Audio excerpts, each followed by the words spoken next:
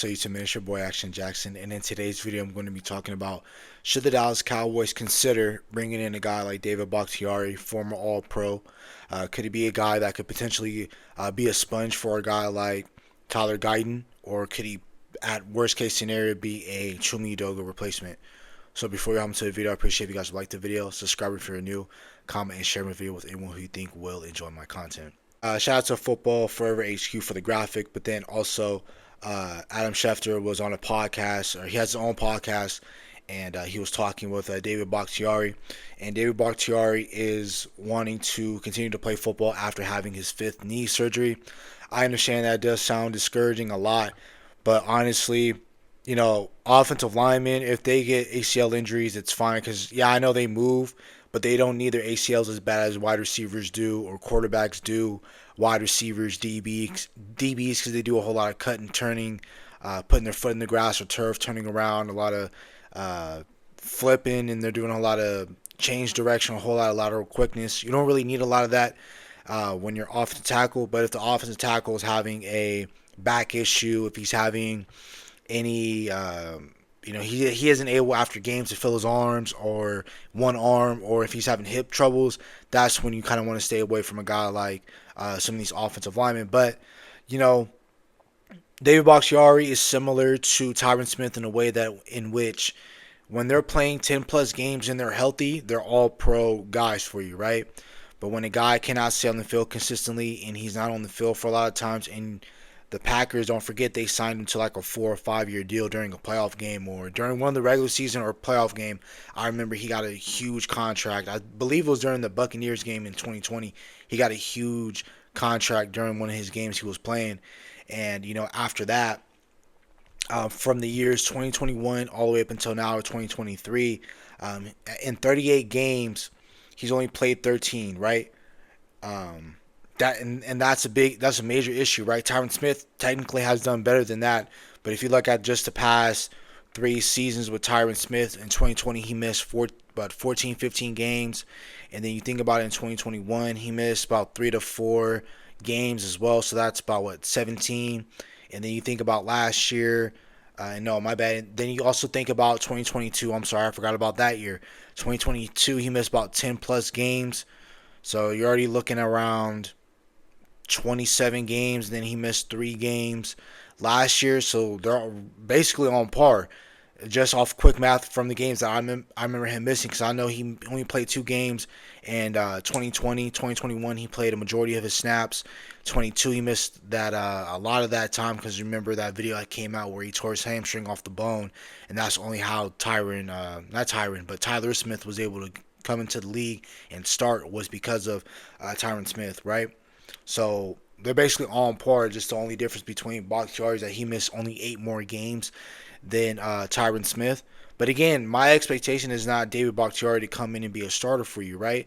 And I feel like, I'm not talking on both sides of my neck because some people might view it as that. But if we brought back Tyron Smith, I feel like the Dallas Cowboys would have filled, even if they would have drafted Tyler Guyton, right? If they would have done a reasonable thing where they kept Tyron Smith for one more year as a Super Bowl or bust type of year, or just a NFC Championship game or bust type of year where you bring Tyron Smith in for 1 year, you still draft Tyler Guyton to soak up knowledge under a guy like Tyron Smith, and then bam, 2025 he steps in and he's your starting left tackle. I feel a lot more comfortable with a guy like Tyler Guyton if he was to do that. But with David Bakhtiari, I think if he comes in and he says his goal right now, from what he said on the podcast with Adam Schefter, quote David Bakhtiari, he said, "My goal right now is to just make sure that I not only fully recover, but I can withstand and play the game that I want to play, but also play and be there for a team no matter what," right?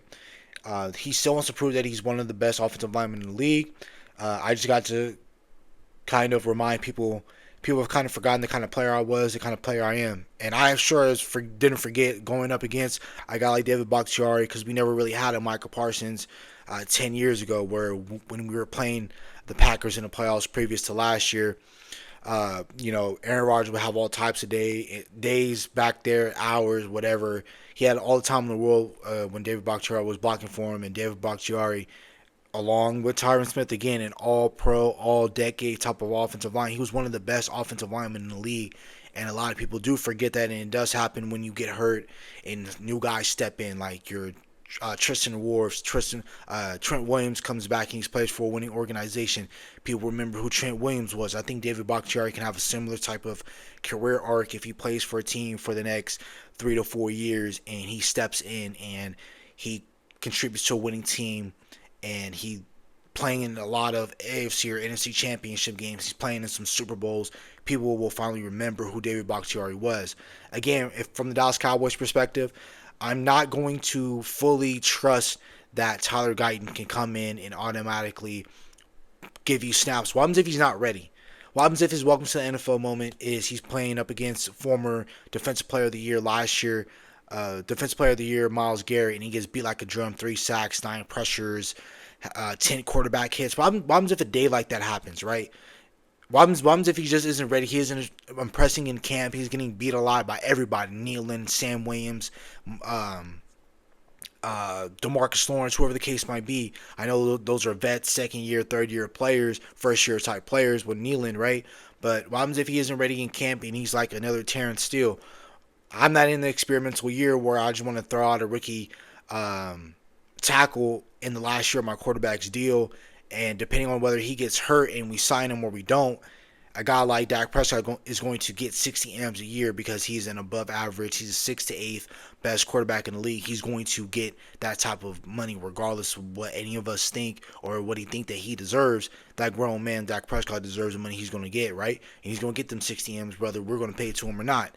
But having a guy like David Bakhtiari being in here to be a sponge for a guy like Tyler Guyton who wants to be where if we can get a David Bakhtiari type of career out of Tyler Guyton, that's a dub for us because that's another offensive lineman that we hit on in the draft. If Tyler Guyton can come in and be an all-pro, all-decade type of tackle, right? Obviously, we don't want the injuries to endure for what David Bakhtiari has went through. You don't want that going for anybody that's in the league, especially when they're that successful as David Bakhtiari. You don't want all those sort of injuries to happen to a guy like him. Like I say, you don't want that to happen to anybody in the league. But having a guy like David Bakhtiari, having him in this offensive line group, again, he would be your Tyron Smith, and the Cowboys will not feel obligated to start him because we know how they treat guys that they don't draft, i.e. Amari Cooper, just whoever has come in, and there's been a debate for any sort of spot in the Dallas Cowboys bringing in guys like Malik Hooker.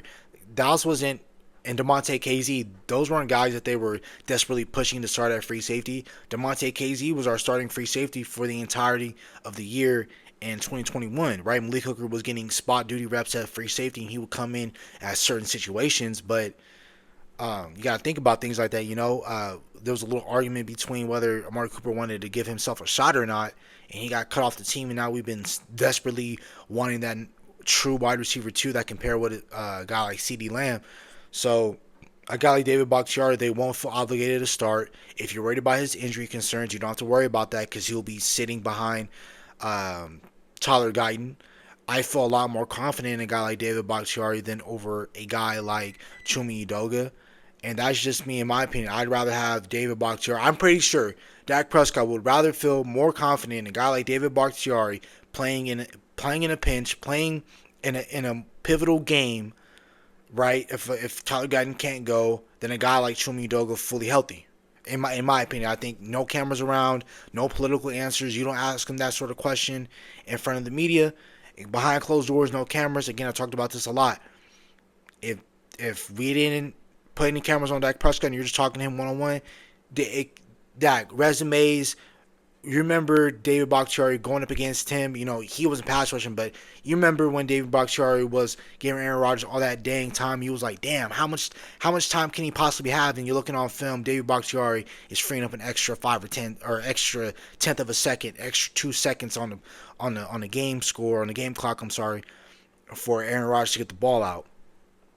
He'd rather have David Bakhtiari, an all-pro, all-decade player, versus Chuma Edoga. Yeah, you know, Chuma Edoga played a lot of bullets with Dak Prescott, but I'm pretty sure Dak Prescott would appreciate a guy who knows the offensive playbook. Again, David Bakhtiari has ties with our head coach and Mike McCarthy, knows everybody on the offensive line and knows everybody in terms of coaches wise. He knows a lot of people, right? Scott Tolzien was the backup quarterback, so he knows a little bit of the guys are already here. So it would make a lot of sense for the Dallas Cowboys to bring in a guy like David Bakhtiari. Again, I already know he's injury prone, things like that. If he miraculously, people would be like, if he comes to the Dallas Cowboys, all those injury concerns are going to haunt him again. He's not going to be able to play, and they're saying, oh, he's 32 years old and he's old, he's washed, whatever. But miraculously, he goes plays for number 15 down in Kansas City. All of a sudden, he's going to return to the All Pro, All Decade sort of lineman. If he goes play for Lamar Jackson, he's an all-pro decade. He only played 13 games out of the past 38 games. He's going to come in. He's automatically going to resume back to that sort of play. And then if he wants to go play with the Niners or play with the Lions or play with some of your favorite quarterbacks, Herbert or whatever the case might be, if he goes and starts, he's automatically an all-decade player. Look at his resume, look at his stats, look at the film, and he's automatically going to be the best guy ever. But he goes plays for the Cowboys, he's going to get hurt again. He's never going to see another down, right?